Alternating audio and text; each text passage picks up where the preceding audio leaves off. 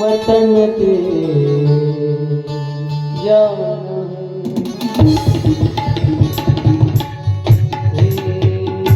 तू तो ख्याल करता सौदा, तू तो ख्याल करता सौदा, तुझे अपने वतन पे जाना है, तुझे अपने वतन पे जाना है रे। तू तो ख्याल करता सौदागर, तू तो ख्याल करता सौदागर।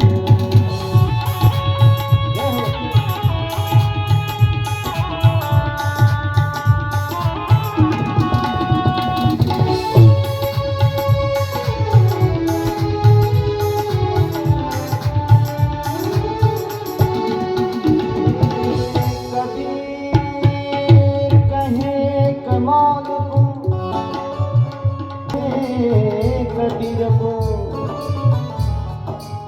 अरे नाकबा कबीर कमाल का, नकमात कबीर का। ये तो केवल हरि नाम लेने का नाता है रे। तू तो ख्याल करता सौदागर, तू तो ख्याल करता सौदागर, तुझे अपनी वतन पे जाना है, तुझे अपनी वतन पे जाना है। तू तो ख्याल करता सौदागर, तू तो ख्याल करता सौदागर। एक दिवस जायचंय माय बाप, पुन्हा पुन्हा म्हणेल मी. घर करून आले तुम्ही, भाड्याच्या घरामध्ये आहे, कधी उडेल काही सांगता येत नाही. म्हणून प्रत्येकानं प्रेमानं वागा, कोणाला धोका देऊ नका, कोणाचं मन दुखू नका. नाही तर सासवा सोन्याच्या चुगल्या करते राहिलो, काय म्हणा तुम्हाला. चांगली सून असते तिची, चांगली सून असते हो, सकाळी सुटते, सगळं साडून करते. पण एखाद्या दिवशी जर नवऱ्यासोबत पिक्चर पाहायला गेली ना, लागलं त्याचं पोट दुखाले, लगेच बोलायला लागते. एखाद्या बहिणी विचारावं, ते गेल्यानंतर जो नवरा बायको गेले घराच्या बाहेर, म्हणजे सून आणि मुलगा, लगेच म्हणायला लागते. कुसुमनं जर विचारलं शांता पहिले, शांता बोलायला लागते. तिलाच काम करते, माझ्या बरोबर टाकते. कुसुमही तिला पाणी अशी देते का काहीच्या काही. तू होती म्हणून टिकली, नाही तर गेली असती. हो ना.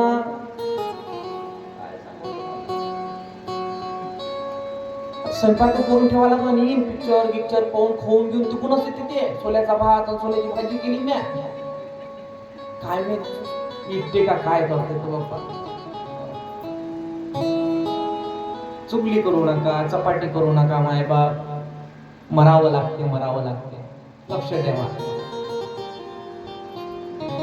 चचा चुगली चपाटी ना कीजे. समर्थ सद्गुरू श्री गुलाबरावजी महाराज सांगतात, माधांचे प्रमाणाशिवाय बोलणार नाही. चुगली चपाटी करू नये. मी होती म्हणून सांभाळ केला, काय सांगू. तो नाटक चालू रंगा रंगाचं, रंगा रंगाचं. पहिले तो माझ्याजवळ पैसा आणून देत जाय, 1 रुपया तिच्या जवळ देत नाही जात जाय. आई आई आई आई, पण तशी जशी बायको आली तशीच ते ताई ताई करत. अजिबात मला विचारत नाही. कुसुम काय सांगू, माझ्या अंतःकरण भरून येते. असं वाटते पंढरीत जाव, चंद्रभागेत उडी मारा. पण मी गेली तर यायचं कोण पैसे. त्या पांढरखाली एवढी विनंती आहे फक्त, मरण चांगलं होऊ दे. चुगली चपाटी करून राहिले, मरण चांगलं होते का असं म्हणत. सोनीची चुगली चपाटीची म्हातारी करत असेल, सासू करत असेल, तिने किती काही अगरबत्त्या लावल्या, महादेवाच्या अंगावर पाणी टाकलं, तर काही पुण्य लाभ मिळत. धोका न देना किसी को, तुम भी धोखा खाओगे. इथे वाटलं कोणाला? प्रजापती दक्षाला ईर्षा निर्माण झाली. किती फसवाल लोकांना तुम्ही. एकाने विचार केला मनामध्ये, लबाड होता, खोटा होता, चोरी करणारा होता, कोणाचे पैसे घेत ना. मागायला कोणी गेलं तर बस राम राम चमत्कार या बसा. अरे पैसा बोलणं काहीतरी. या वर्षी पीक पाणी झालं नाही, पुढच्या वर्षी येतो ना. त्या वर्षी गेलं, बायकोचं बाळच पण आलं म्हणते, झाले निघाले पैसे. एखादा व्यक्ती पैसा देतो, त्याच्यापासून घेतो, पण जो घेणारा आहे तो परत काही देत वृत्ती त्याच्या मनामध्ये राहत नाही. ऋण राहत कोणाचा जर तुमच्या अंगावर 1 रुपया जरी असेल, तसं मरू नये माणसानं. ऐका, यजुर्वेद संहिता सांगते, धन लभ्यते हा गृहस्थ आश्रमी माणसाजवळ धनाचा लाभ, धनाचा संचय होत असतो. पण कधी कमतरता भासत असेल, कोणाकडनं उसने घेतली असेल तर त्याची परत करावी. चोरी कधी करू नये. चोरी लबाडी करू नये. गुलाबरावजी महाराज सांगतात, ज्या भोगासाठी तुम्ही चोरी करता ते दुःख देणार आहे. हा फॅन चांगला वाटते का? कूलर तुम्हाला? माठावर होते जुने, त्यातलं पाणी चांगलं होतं, थंडगार पाणी होतं. आहा, पर्यावरणाच्या दृष्टिकोनातून आणि शरीराच्या दृष्टिकोनातून तसा फ्रीज आला. कधी कधी फ्रीजला झटका येत असते, घरघर घरघर करतो मला. तिच्यातलं जर पाणी पिणारा माणूस असते, त्याने कधी काळी संध्याकाळ दुपार संध्याकाळ एक टाइमले त्याला झटका येते, घरघर घरघर. पाणी पुढचं पाव इथून साजरो सांगतो. असाच पैसे घेणारा माणूस, फसवणारा माणूस, त्याचं मरण जवळ आलं. मायबाप यम त्यांना घेण्यासाठी आला.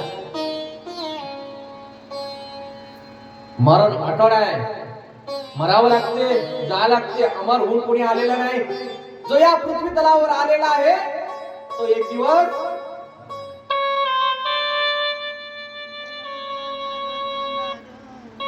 मरावंच लागेल.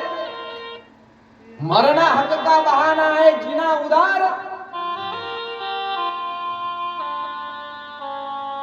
आणि याकरिता तिथे यम आलाय, कोणाला घेण्याकरिता? जो लबाडी करणारा मनुष्य होता. जसं यमाला पाहिलं, काळा भोस माणूस आहे, काळा शार माणूस आहे. राम राम, या या या या या या, बसा बसा बसा बसा. जे फसवणारे लोक असतात ते अति गोड बोलतात. आई लक्षात घे जा. तुमचा जर नवरा तुम्हाला रागाने जरी बोलत असला ना, समजू नये की प्रेम करत नाही. तो अतिशय प्रेम करते, पण अंतरून फिलिंग त्याला अंतरून असते. त्याची फिलिंग तो दाखवत नाही. तो लाजाळू असते. तो मोठा लाजाळू प्राणी आहे. जगाच्या पाठीवर एकच प्राणी असा आहे लाजाळू. त्याले म्हणते नवरा. बायको म्हणते हात ठेवू का? ठेवून ते नको ठेवू. जगाच्या समोर बरोबर आठत बोलावं भरपूर बोलावं असं आहे. मरण सत्य आहे, अटळ आहे. फसवेगिरी माणसाच्या घरी यमराज आला. राम राम, या या, बसा बसा बसा. कशाकरिता आले? आज तुमचं मरण आहे, तुमचा नंबर आहे, तुम्हाला घेऊन घेण्याकरिता मी आलो. आता म्हणे जाच लागते तर आमच्या घरचा चहा पिऊन जाणार. यम आम्ही कोणाची खात नसतो. हम है यम, हमारा नाम आयम. यम म्हणजे मी नाही, तो म्हणत होता. यम यम यम आला. यम बसला. पोहा वगैरे करू का म्हणजे थोडासा हलकासा त्याच्यावरून शवय फेकतो म्हणे थोडाशे. नाही, पोहा वगैरे काही करू नका. मला ऍसिडिटीचा त्रास असल्यामुळे निंबूची व्यवस्था आमच्या यम लोकात नाहीये, त्यामुळे चहाची व्यवस्था तुम्ही केलेली बरी. चहा मांडला. पण हा लबाडी करणारा होता, फसवणारा होता. याने झोपीचं गुंगीचं औषध त्या चहामध्ये टाकलं. कोणाच्या? यमाच्या आणि गेला की एमपीला त्याला गुंगी आली झोपला. फसवलं कधी यमाने? फसवलं ना. आणि यमाच्या पिशवीमध्ये त्यानं डायरी काढली, जे मरणाची यादी होती त्याचं पहिल्या नंबरवर नाव होतं. कोणत्या नंबरवर? पहिल्या नंबरवर नाव होतं. पहिल्या नंबरवर नाव होतं. त्याने ते फोडलं, खालच्या सर्वात 100 वर शेवट एकदम नाव लिहिलं. 100 अंकावर नाव लिहिलं. तच्या तशी डायरी. यमाला गुंगी आली होती. यम शुद्धीवर आला. अरे बापरे, काय आनंद झाला. मी मारायला बरेच जणांच्या घरी गेलो, पण अशी व्यवस्था माझी. मला पाहिलं की लोक थरथरतात. मला मारू नको, मला मारू नको असं करता, पण तू आमचा आदर सत्कार केलाय, तू मला चहा पाजलाय, म्हणून माझा आता विचार बदललेला आहे. त्याने डायरी काढावी. पहिल्या नंबरचं नाव वर होतं ते खाली झालं. सगळी शहानशाह केली, डायरी त्याच्याकडे ठेवून दिली यमानं आणि म्हणायला लागला, आधी मी सुरुवात करणार होतो पहिल्या क्रमांकापासून, आता मी 100व्या क्रमांकापासून सुरुवात करतो. सांगायचं तात्पर्य त्याला किती लबाडी केली तरी तो वाचू शकला नाही. मरण सत्य आहे, अटळ आहे, अनादी आहे. मरावं लागते मायबाप. मरण म्हणजे काय? या शरीराचा त्याग म्हणजे मरण. आत्मा कधी मरत नसतो. पाहता पाहता जो प्रजापती दक्ष आहे तो अहंकारामध्ये वाढायला लागला, छाती फुगायला लागली आणि ईर्ष्या करायला लागला. सगळ्यांना शांत केलं. सर्व देवदेवतांचा नमस्कार स्वीकारला, पण स्वतःच्या जवळचा अपमान केला. बोलले का माझे महादेव? ग म्हणूनही बोलले नाही. एवढा बोलला तो, अभद्र भाषेमध्ये बोलला. महादेव निघून गेले. कालच्या प्रसंगामध्ये पाहिलं, मा सती ही खोटी बोलली महादेवासोबत. आणि सतीच्या प्रसंगामध्ये आपण परत पाहिलं, तिनं विश्वास पतीवर ठेवला नाही. जोपर्यंत संसारामध्ये दोघांमध्ये विश्वास राहणार नाही तोपर्यंत नातं टिकणार नाही. हे स्त्री पुरुष दोन चाक असतात मायबाप. तिच्यातली जी आग आहे ना ती विश्वास रूपाची असली पाहिजे. विश्वासाची आग आहे. स्त्री पुरुष ही दोन्ही चाके, हे दोन चाक आहे, हे व्यवस्थित चालले पाहिजे. त्यातला एखादा अविश्वासाचा ठराव मांडला तर व्यवस्थित राहणार लयात जाईल. माझ्या असं लक्षात आलं, जे जुने लोक संबंध जोडायचे